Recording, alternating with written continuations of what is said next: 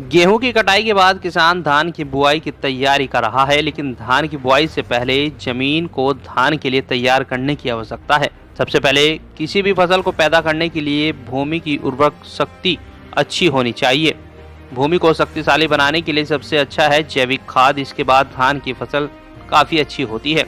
जिन किसानों ने गेहूं की फसल लगाई थी और उनको धान की फसल की रोपाई करनी है, तो धान की फसल के लिए जो बीज की अवधि 2 महीने का समय होता है। जैसे ही आप गेहूं की फसल खत्म होती है, तो उसके बाद किसान हरी खाद के रूप में सनी, ढैंचा, उड़द, मूंग इनको हरी खाद के रूप में इस्तेमाल कर सकते हैं। किसान पलेवा करके इसको अपने खेत में लगा दे और जैसे ही 40 से 45 दिन की यह फसल होती है, इस फसल को खेत में ही काट करके अच्छे से मिला दे। यह लगाई जाने वाली धान की फसल में पोषक तत्वों का काम करती है। साथ ही ट्राइकोडर्मा और बवेरिया बेसियाना का घोल भी खेत में डाल दे, जो कि जैविक कार्बनिक मिट्टी में बढ़ा देती है। मिट्टी में पोषक तत्व बढ़ जाते हैं। साथ ही धान लगाने से पहले खेत में जितने भी कीड़े मकोड़े और बीमारियां होती है खत्म हो जाती है और फसल की गुणवत्ता बढ़ जाती है। देखिए, सबसे महत्वपूर्ण है किसी फसल को पैदा करने के लिए भूमि की उर्वरा शक्ति अच्छी होनी चाहिए। कुछ तो ऐसे तरीके हैं जिसमें ऊपर से डालते हैं। सबसे तरीका है कि अगर हम जैविक खाद बना करके ही खेत में प्रयोग करें तो वो बहुत ही अच्छी, जिसे हरी खाद कहते हैं। जिन किसान भाइयों ने गेहूं की फसल लगाई थी और उसके बाद धान की फसल की रोपाई करनी है, तो सबसे अच्छा समय है ये जो बीज की अवधि का टाइम होता है, लगभग 2 महीने का, 1.5-2 महीने का। इस समय क्या है कि जैसे ही आपकी गेहूं की फसल ख़त्म होती है, काटते हैं, तो उसके बाद आप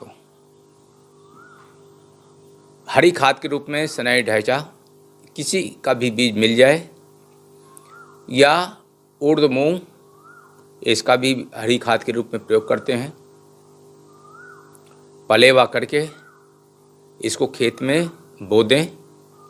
अब बोने के बाद जैसे ही फसल आपकी 40-45 दिन की होती है, यानी कि फूल आने के अवस्था के आसपास, तो आपको क्या करना है कि इसको खेत में पलट देते हैं।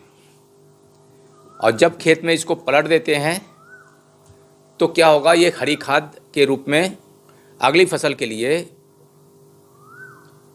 उसके पोषक तत्वों का काम करती है।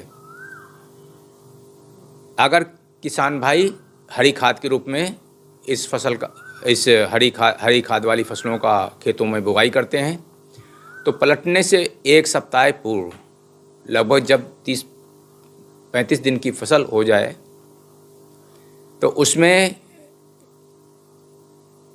लगभग 2 किलोग्राम ट्राइकोडर्मा किसी ड्रम में, 100 लीटर के ड्रम में डलवा करके 100 लीटर का पानी में उसको घोल करके और उसमें लगभग 1 किलो गुड़ और आधा किलो बेसन डाल करके 2-3 दिन तक रखने के बाद अगर हम खेत में इसको सिंचाई के पानी के साथ चलवा सकते हैं तो बहुत ही अच्छी बात है।